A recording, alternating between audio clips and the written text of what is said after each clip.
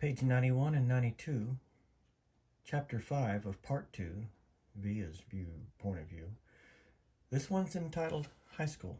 What I always loved most about middle school was that it was separate and different from home. I could go there and be Olivia Pullman, not Via, which is my name at home.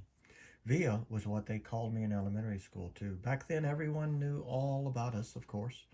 Mom used to pick me up after school, and August was always in the stroller. There weren't a lot of people who were equipped to babysit for Augie, so Mom and Dad brought him to all my class plays and concerts and recitals, all the school functions, the bake sales and the book fairs. My friends knew him, my friends' parents knew him, my teachers knew him. The janitor knew him. "Hey, how you doing, Augie?" he would always say and give August a high five. August was something of a fixture at PS 22. But in middle school, a lot of people didn't know about August. My old friends did, of course, but my new friends didn't. Or if they knew, it wasn't necessarily the first thing they knew about me.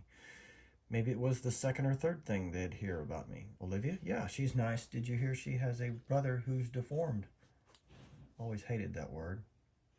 But I knew it was how people described Augie.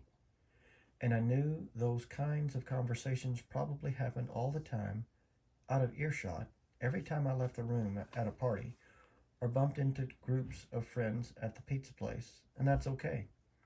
I'm always going to be the sister of a kid with a birth defect. That's not the issue.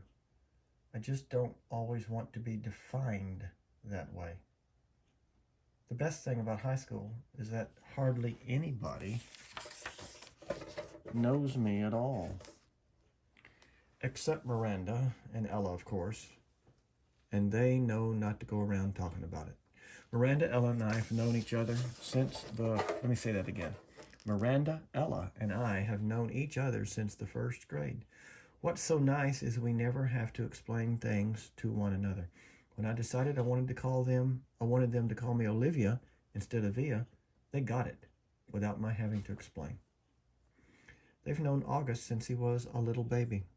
When we were little, our favorite thing to do was play dress-up with Augie, load him with feather boas and big hats and Hannah Montana wigs. He used to love it, of course, and we thought he was adorably cute in his own way.